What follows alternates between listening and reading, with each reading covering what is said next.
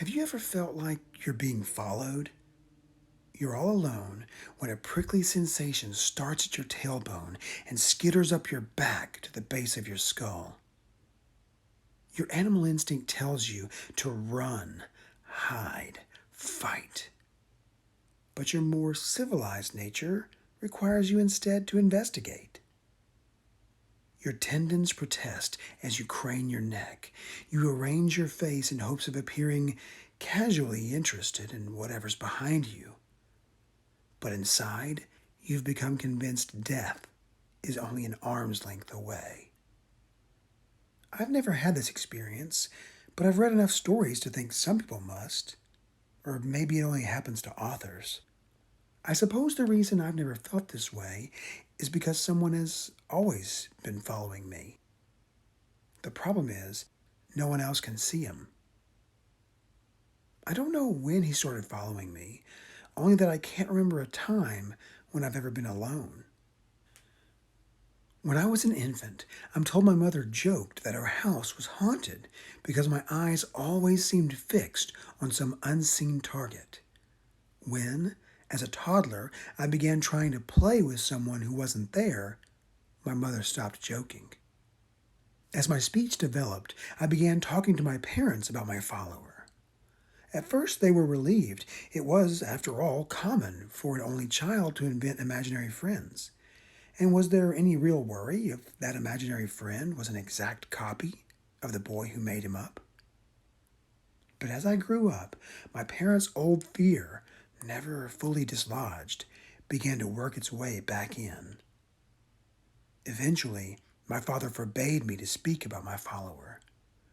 All my other childhood memories have a thin, transparent quality, and I often can't distinguish between events I actually remember and memories manufactured from family stories and old photographs. But I remember that day. I remember my mother was out of the house. I remember my father removed his glasses. I remember his voice, usually so full of love and admiration, now flat and lifeless. I remember how slimy my hands felt as I clutched the smooth underside of the kitchen chair, how dry my unblinking eyes felt in their sockets, the faintly sour smell of my father's breath. He told me I was hurting my mother by talking about my friend. He said my teacher was concerned about how much the other children mocked me. He told me he'd have to take me to a special doctor who might lock me up forever. But it was the fear of hurting my mother that crawled in and settled its ugly weight on my heart. I have never again spoken of my follower. Since that time, I've lived a mostly normal life, as near as I can tell. I've stayed out of trouble, gotten decent grades, and made a few good friends.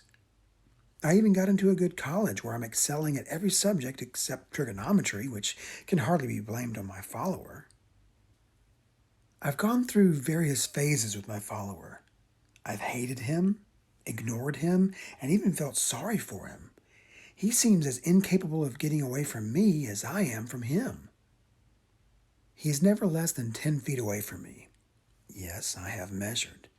We move independent of one another. He may sit while I straighten up my room, or he may pace back and forth while I lay on the couch. But if I move 1 inch further than 10 feet from him, he takes a step closer. I've tried getting away from him, but I've never been successful. He passes through walls, rides along in vehicles, and navigates through crowded streets in a constant, yet apathetic, pursuit. I hate tight spaces. When there is no room for him, he occupies the same space as me, our bodies overlapping. In these moments, I feel an unease which grows with every passing minute. My face becomes flushed, my heart begins to pound in my ears, and fine droplets spring out on my skin. When we finally separate again, I can always tell he is as relieved as I am. He never speaks, though I'm sure he understands all that he hears and sees. He watches everything around him with mild indifference, though he is keenly interested in my safety. Ever since we were young, He's been careful to watch for me when I cross a busy intersection or attempt any task with a moderate amount of danger. I suppose he's not ready to find out what will happen to him if I die. He is identical to me in every possible way, from the tiny scar under his lip to the uneven part in his hair. Every day he wears the same clothes I wear, though I've never seen him change. He receives every cut, bruise, or scrape the instant I do, but if they cause him pain, he's never shown it. Of course I've considered the idea that I might be crazy. Who wouldn't? But even the craziest of people have moments of sanity, don't they? My delusion, if that's what it is, has never wavered. But no, I know I'm not crazy. The last 24 hours have made many horrors clear to me, and none more clear than the brutal fact of my own sanity. We had fallen into a familiar groove for the past few years, my follower and I. I felt I had finally come to grips with his presence. I've lived my life only paying enough attention to him to ensure that there's always enough room for both of us wherever we go. Everyone close to me thinks I suffer from claustrophobia, a lie which adds plausibility to my demands for ample space for my follower and I. But yesterday, everything changed. I had pulled an all-nighter preparing for my trig midterm, which explains why I fell asleep in chemistry, my favorite class. When I awoke, I knew something was wrong. Instead of being slumped over my desk, I found myself standing at the back of the classroom. I know I should have felt a stab of fear when I noticed someone sitting in my chair a few rows ahead, wearing my familiar red jacket. But as my follower turned his head to look at me, as the shocked look on his face turned to unadulterated joy, I felt nothing. I watch him now, living my life for me.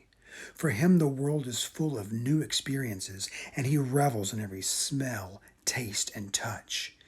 No one seems alarmed by the subtle change in his affect. They simply smile and comment on his new outlook on life, while I watch and follow.